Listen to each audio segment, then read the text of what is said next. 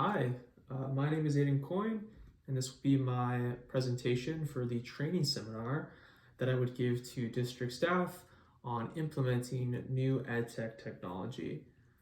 So let's just get straight to it. There are 6 EdTech tools or applications that I would advocate for my district to use in future years. In instruction, I'm going to explain each one of those 6 tools. I'm going to go over why I think they're engaging and helpful in the classroom, and also why they make sense for adoption by the district. Okay, so the first one I'm going to start with is actually a tool that's only used by teachers. But one thing to consider with the use of educational technology is what technologies are going to help make learning more effective and efficient. And this tool, if used by teachers, will actually help them in learning more and exploring other educational technologies. So I think this is a really pivotal one to begin with. So that tool is called Common Sense Education. So this is a website where staff and educators can look up known EdTech tools and applications, and they can read reviews and comments from their fellow educators. Furthermore, they can actually enter into discussions on Common Sense Education and answer any questions from their fellow colleagues that they might have on a given tool. So that's a really excellent place to start, just because that's a tool that will help teachers incorporate even more tools, hopefully, in the future. So that's actually the first tool I wanted to start with. The second tool that I would recommend to my district is actually iMovie. So in our world, short videos are becoming pervasive, right?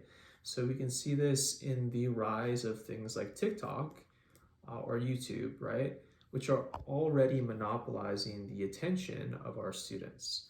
So one way to lean into this tendency by students is to actually get them to explore filmmaking and movie making from an educational perspective.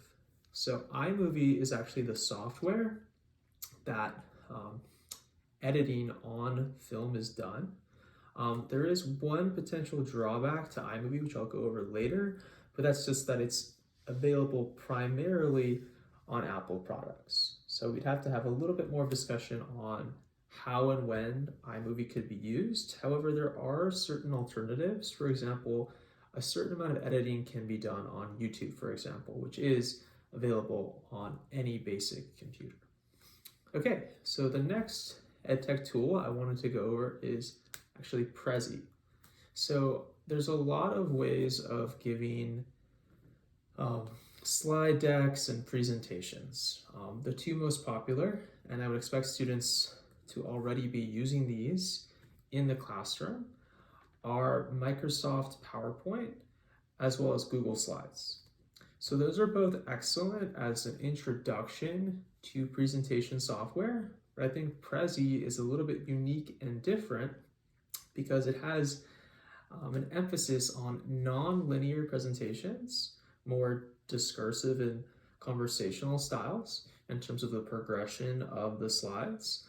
And then it also has a higher level of different options and optionality, different features for students to use that the basic PowerPoint or Google Slides does not. Okay, that actually brings me to the next tech on my tool on my list, which is actually Excel or Google Sheets. So this example or selection might seem a little bit basic, but this was not included in my education in high school roughly 12 years ago. And that was not that long ago when these tools, in my opinion, could and should have been taught. So I would really emphasize that these need to be incorporated in the classroom, in my opinion. So Excel and Google Sheets, they're basically synonymous with each other. Google Sheets may be easier for students to acquire because it's included with any Google account.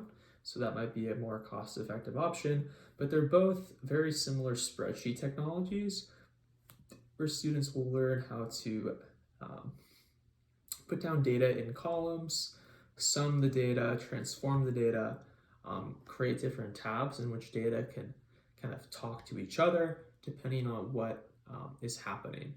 And one thing I'll say about Google Sheets is that this type of technology will be used heavily in the workplace. In fact, every single job I've had prior to my switch to becoming a teacher has heavily used spreadsheets. So this is a skill that students can and will be expected to know in the modern workplace.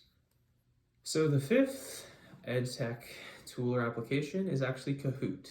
So Kahoot is a quiz game app that can be done on a number of different,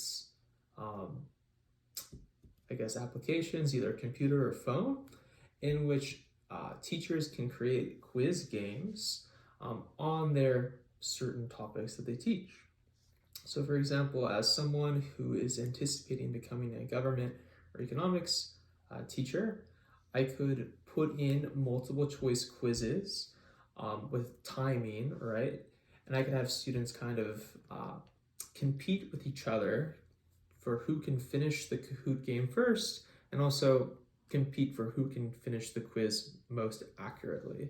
So this is a great way to gamify learning, because one thing about students is they love video games or even sports. They love to compete. So we want to channel that instinct in a productive way, and I think Kahoot really does that.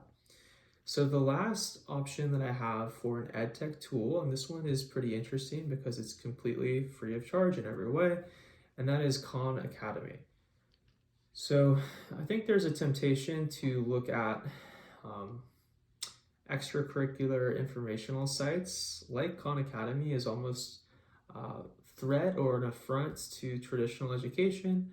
And by no means would Khan Academy ever serve as a replacement for a real teacher. However, it's important to be open to other sources to supplement the role of a teacher. And Khan Academy is a good tool for that. Not only do the videos provide another perspective on the same topics, which I don't think in any way is a bad thing, because no one teacher owns a subject or even owns the truth. We have to be able to question our teachers, and that goes for teachers as well. It also includes quizzes and practice problems that can be checked for completion. So it's actually a tool that teachers could ask that they see evidence that students have completed their Khan Academy quizzes or practice problems. And this is just another virtual type of problem as opposed to a pen and paper problem, right? So this is actually a kind of modern approach to having students do homework.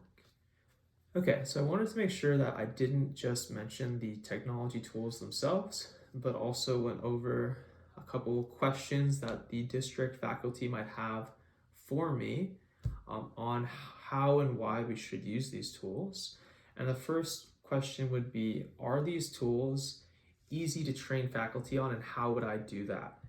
So the first thing I would say is I specifically selected all of these tools because they're very easy to use.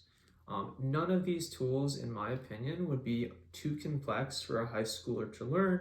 If that was the case, I would say don't engage with these tools until college or even after. But I think faculty could easily learn to use all of these correctly. All they would need is some time for myself or someone else to show them these tools, maybe in kind of a virtual session or even an in-person session where you just walk through the technology together. And then I think as long as they took some time on their own to just click around each site or each tool, again, they're all specifically selected for their ease of use. So my first thing is I believe all faculty are definitely capable of learning all of these tools very well. So the next question is, how can we be more sure that each of these 6 tools actually will function in a helpful way in the classroom? So that's kind of a question on how will the district be able to know what tools to select. So the first thing I would say is that I would implement a specific rubric, which was developed by Western University, which is the rubric for the e-learning tool evaluation. So this rubric kind of takes our gut intuitions on a given technology and makes it a much more scientific and rigorous process in the sense that there's multiple components, there's different aspects to the rubric. Each aspect is going to have a different score. And then the faculty in the district itself can see, oh, this tool, for example, Kahoot, would score very well in terms of getting high student engagement, but it might not score as well in terms of how to get students to be highly introspective or use high order thinking, right? And the important thing here is that it's not expected that each tool will ace the rubric, because every tool can be good at one specific aspect. As long as it's doing that aspect well, it doesn't necessarily have to be well-rounded. It's not like we're restricted to only using one tool in education. We can use many different tools for their proper purpose, right? Okay, so that's how we would assess viability. Okay, I mentioned this a little bit earlier, but I would also emphasize that several of these tools are either free. So Khan Academy, Google Sheets, and Common Sense Education would be completely free. A few of these would be low costs. So Kahoot is actually a very, very manageable subscription for a given school, which the terms can be made and agreed with the Kahoot company, which is professionally supported, which is important as well.